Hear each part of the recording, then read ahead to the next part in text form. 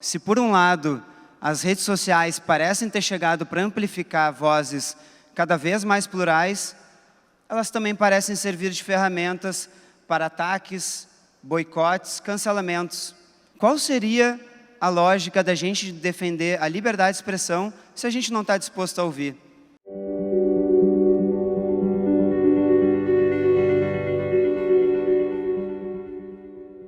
Antes de mais nada, muito obrigado pelo convite, obrigado a toda a equipe do Fórum, é um prazer enorme estar aqui, uma honra poder estar conversando com vocês. A princípio, a liberdade de expressão é muito simples, né? Todo mundo pode falar o que quiser e o governo não pode limitar, basicamente é isso, né? O governo não pode silenciar você com base, por não gostar da sua opinião. Mas a verdade é que há limite. Você não pode usar a liberdade de expressão para encomendar um crime, para chegar para alguém e falar, olha, mata aquele cara. Mas geralmente, quando a gente fala de limite, muitas vezes o que a gente está pensando é isso aqui. A gente está pensando no discurso de ódio, a gente está pensando no discurso preconceituoso, a gente está pensando no discurso contra a existência do regime democrático, assim por diante. A primeira coisa é deixar muito bem marcado isso. O discurso de ódio, o discurso preconceituoso, racismo, antissemitismo, etc., são sim coisas repugnantes. A questão é que você pode reconhecer ao mesmo tempo o direito à liberdade de expressão e reconhecer que a pessoa está fazendo um mau uso desse direito. A questão é, qual é a melhor maneira de combater esse discurso? Esse aqui é o debate. Uma das coisas que vários autores apontam é que há muitos riscos na proibição. Primeiro, você tem uma dificuldade muito grande de definir o que é ódio. Isso dá margem para um abuso de poder enorme. Tem vários membros de minoria que defendem a liberdade de expressão, mesmo contra a sua própria minoria. Porque, no final das contas, quem vai definir o que é o ódio é aquela maioria. Isso acostuma a população à ideia de que o governo pode sim definir, que é o papel do governo definir isso. E a escalada autoritária do governo sempre começa pelos impopulares. Olha, eu escuto hoje de jornalista que tem medo de criticar certas instituições. Isso não está certo.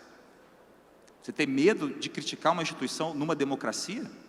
Medo de criticar um funcionário público numa democracia? Isso é uma coisa completamente errada. É um estado de coisas que a gente não pode aceitar.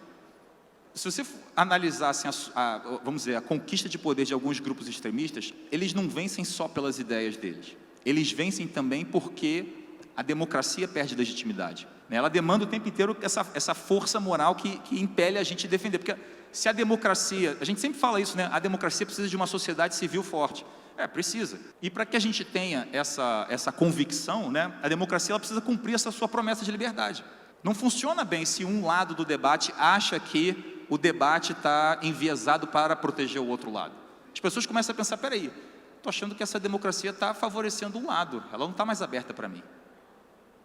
Talvez eu tenha que pensar no outro tipo de regime. Vocês percebem como essa perda de legitimidade vai acontecendo quando você começa a se intrometer no conteúdo do discurso que pode ser dito? Se ela começa a interferir na regulação dos discursos, ela invariavelmente vai começar a ser arbitrária, a cometer ali um daqueles riscos que a gente começou antes, ela vai parecer autoritária, e assim ela vai começar a minar a própria legitimidade. Então, a ideia aqui é mais ou menos essa, é como se fosse um gambito, né? Você confere a liberdade de expressão para o extremismo, e isso reforça uma percepção geral de que, a gente vive num país livre mesmo, a gente é dono disso, né? E esse regime merece ser defendido.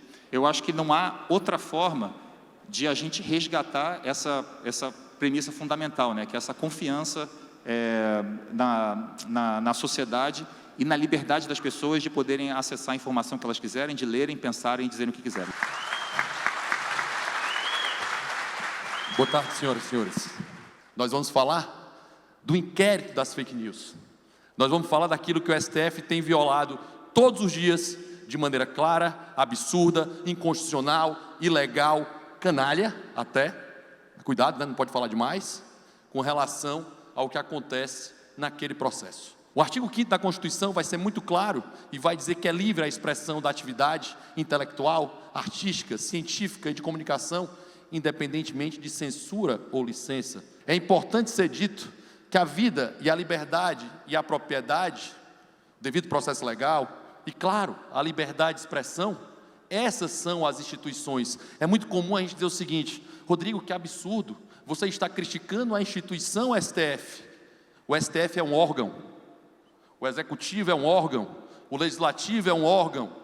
Instituições são vida, liberdade, propriedade, devido ao processo legal, Estado de Direito, liberdade de expressão.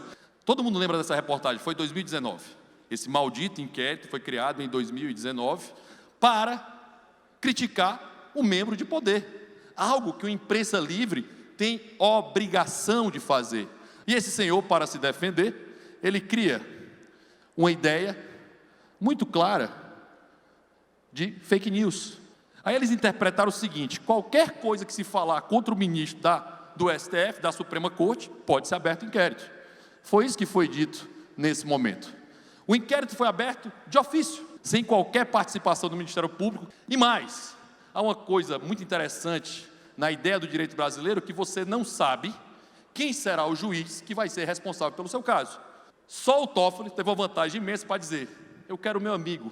Se qualquer um de nós conseguíssemos direcionar um inquérito ao nosso favor, isso seria fraude, tá? Nesse momento, nós vamos ter um inquérito instalado, em que o próprio Alexandre de Moraes é o acusador, porque ele faz a função do Ministério Público, ele é a vítima, porque são os ministros que são os vitimados da situação, e ele julga. A Procuradoria Raquel Dodge requereu o arquivamento do inquérito por motivos óbvios. Ora, é somente o Ministério Público o titular da ação penal, e o Ministério Público entende que não há nenhuma ação a ser desenvolvida, não há nada a ser feito nesse caso, deixa as pessoas falarem o que quiserem. O novo procurador, que é escolhido a dedo, Augusto Aras, valida o inquérito. Ele diz: não, ok, ele valida o inquérito, até chegar nos bolsonaristas, tá? Ele muda de ideia e diz o seguinte: apesar disso, ele altera o escopo e ele fala somente o seguinte: em 2020 nós precisamos apenas de balizas para que o objeto do inquérito das fake news não seja um objeto que caiba a todas e qualquer pessoa. Nessa sequência, você vai ter, começa a chegar do outro lado, começa a chegar no cara que eu nunca ouvi falar até esse momento, tá? Eu descobri, à época que eu estava inclusive em Brasília, junto com o Marcel, que ele era um blogueiro bolsonarista. E foi muito engraçado, porque todo mundo que criticava, mesmo alguns liberais criticaram e disseram o seguinte: agora é bom, é razoável. E depois ele vai chegar num senhor que eu acho um idiota, tá? Minha opinião sobre o senhor é que ele é um idiota, Daniel Silveira. Mas a liberdade de expressão, ela foi criada para ouvir o que eu não gosto. E mais, a Constituição ainda dá algo a mais para ele. Ele foi eleito pelos eleitores do Rio de Janeiro como deputado federal. Na sequência, esse Daniel Silveira faz um vídeo, completamente idiota o vídeo, e ele é preso. E o pior, a Câmara dos Deputados autoriza a prisão. Repito, liberdade de expressão não é ouvir aquilo que se gosta. E depois, esse senhor ficou preso 9 meses em regime fechado. Nessa sequência, tem outro detalhe: o Supremo é feito para quem tem foro. O senhor Oswaldo Eustáquio, esse pessoal todo que está ali, eles não são parlamentares, eles não são deputados, eles não são senadores, o foro deles não é o STF, nunca foi. Em 18 de março de 2022, o Telegram é suspenso no Brasil. No momento da suspensão do Brasil, ele foi feito por suposto descumprimento de uma decisão judicial. O Alan não é extraditado para fora dos Estados Unidos. O Alan não é extraditado para fora dos Estados Unidos porque lá não há crime de opinião. Não sei se vocês sabiam disso. Essa decisão foi modificada e alguém comemorou. Rodrigo, vou comemorar a decisão porque agora o Telegram cumpriu a decisão. Não teve opção, não há o que se comemorar numa decisão como essa. Esse inquérito violou, senhores, diversas garantias: Estado de Direito, devido processo legal, liberdade de expressão. Muitos criticam esse inquérito, dizendo que gostaram, porque ele acabou batendo naquelas pessoas que você não gostava. E é exatamente isso que é triste nessa ideia. A liberdade custou, e custou muito sangue, para permitir que esses idiotas, que estão aí, deixando claro, pudessem derramar muito sangue e sofrimento para ser renunciado por uma retórica tão barata. Muito obrigado.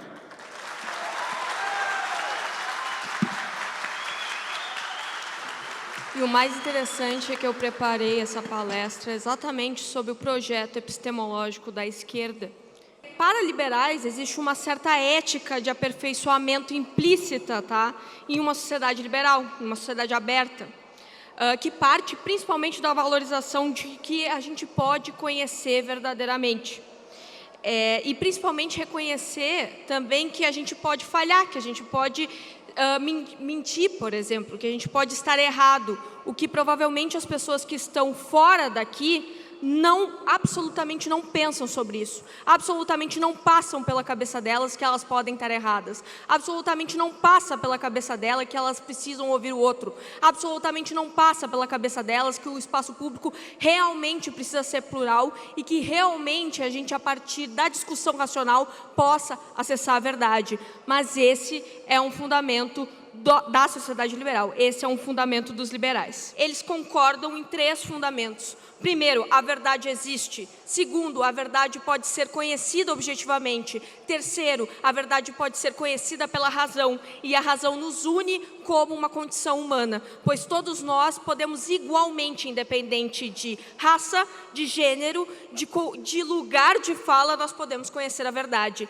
Este é o projeto político liberal, que antes de um projeto político é um projeto de conhecimento, que eu gostaria de dizer que, infelizmente, ele está ameaçado. A verdade, ela não é imposta para a gente como uma realidade, enfim, que simplesmente se impõe, se mostra. Na verdade, desde a filosofia antiga, a gente sabe que não se trata de reconhecer que a verdade existe. Se trata de, inclusive, especular sobre como conhecer. Mas, hoje, há uma certa ideia de que essa verdade ela não pode ser alcançável.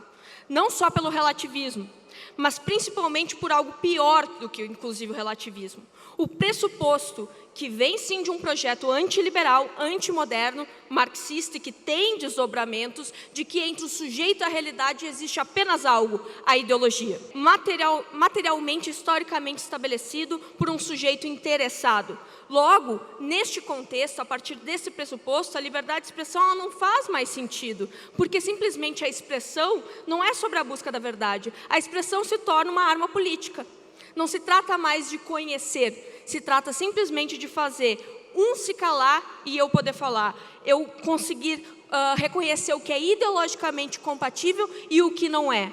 Este é um dos grandes pressupostos que regem, mesmo que implicitamente, uma verdade, uma condição que nós vivemos hoje no debate público, de que a verdade ela não existe, ou ainda que ela é relativa, mesmo que de maneira contraditória, e que ela pode, inclusive, ser subordinada pelos discursos e pelos interesses políticos, ou ainda pior, que simplesmente entre o sujeito e a realidade existem apenas interesses ideológicos. Eles querem fazer vocês acreditarem nisso. Eles querem fazer vocês acreditarem que não existe pluralidade, existe hegemonia e que a solução é uma contra-hegemonia. Mas eu reforço aqui, pelo menos na minha fala, de que eu ainda acredito num projeto liberal, eu ainda acredito nesse projeto de sociedade aberta, de sociedade livre, porque a nossa sociedade, não só a partir do pilar de liberdade de expressão, mas a partir de todos os outros pilares que fundamentam o liberalismo